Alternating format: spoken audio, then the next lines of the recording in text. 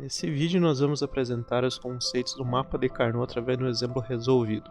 O objetivo do mapa de Carnot é encontrar a menor expressão que define um conjunto de saída ou solução numa dada tabela verdade.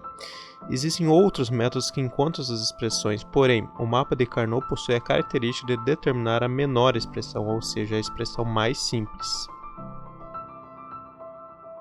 Vamos utilizar como exemplo essa tabela verdade de três variáveis. Todas as possibilidades de combinação das entradas ou variáveis a, b e c foram distribuídas nas linhas da tabela. Duas combinações, ou 0 ou 1, elevado a três variáveis resulta em 8 linhas diferentes. Em vermelho temos a nossa saída ou solução. Mais uma vez, o objetivo é utilizar o mapa de Carnot para encontrar a menor expressão que representa essa solução. É possível montar o mapa de Carnot que está sendo desenhado com diversos números e variáveis. Nesse exemplo, como nossa tabela verdade possui três variáveis, a, b e c, vamos precisar realizar um agrupamento de duas dessas variáveis para conseguir representar o mapa no plano. Se fossem 4 variáveis, por exemplo, seria necessário realizar 2 agrupamentos. Nas linhas vamos representar as possibilidades para a variável a e nas colunas vamos representar as possibilidades de combinações para as variáveis b e c. Os agrupamentos das variáveis b e c serão sempre representados da seguinte maneira: o primeiro valor se refere à variável b e o segundo à variável c.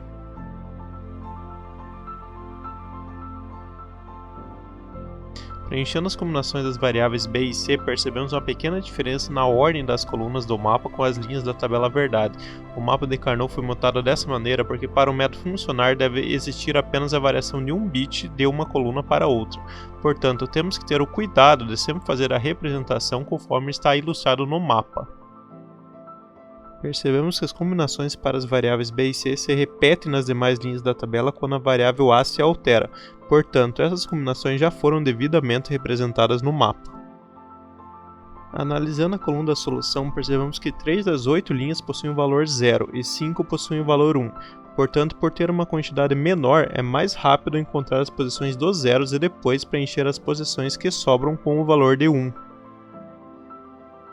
No primeiro caso, todas as variáveis assumem o valor 0.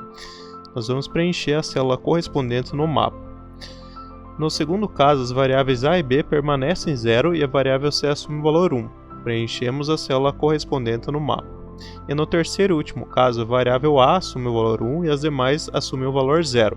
Após o preenchimento desse último valor 0 no mapa, podemos preencher as demais células com o valor de 1. O objetivo agora é selecionar todas as células que assumem o valor de 1, buscando sempre o maior agrupamento retangular possível. Como queremos a menor expressão possível, vamos sempre buscar o maior agrupamento possível, desde que esse agrupamento seja retangular e que seja múltiplo de 2. Não é possível selecionar 3 elementos, por exemplo.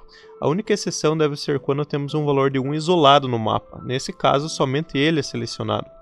É possível também avançar nas bordas do mapa selecionando, por exemplo, a primeira e a última coluna para um agrupamento. Para o nosso primeiro agrupamento, conseguimos selecionar 4 valores de 1. Dentro desse agrupamento selecionado, nosso objetivo é verificar os valores que as variáveis assumem. Percebemos que dentro do agrupamento a variável a assume tanto o valor 0 quanto o valor 1. Analisando as colunas, percebemos que a variável b assume o valor 1 nos dois casos, e assim como a variável c assume tanto o valor 0 quanto o valor 1.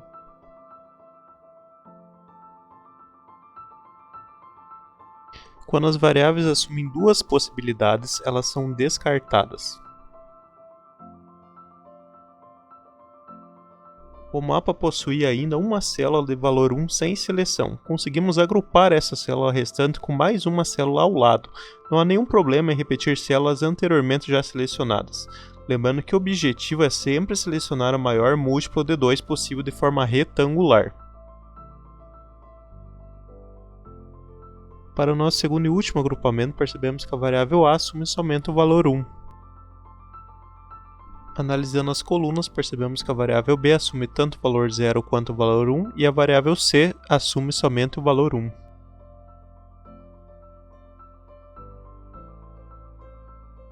Novamente, quando as variáveis assumem duas possibilidades, elas são descartadas. O resultado da nossa expressão é a soma desses dois agrupamentos. O agrupamento em vermelho do lado esquerdo nos indicou a variável b, e o agrupamento em azul do lado direito nos indicou as variáveis a e c.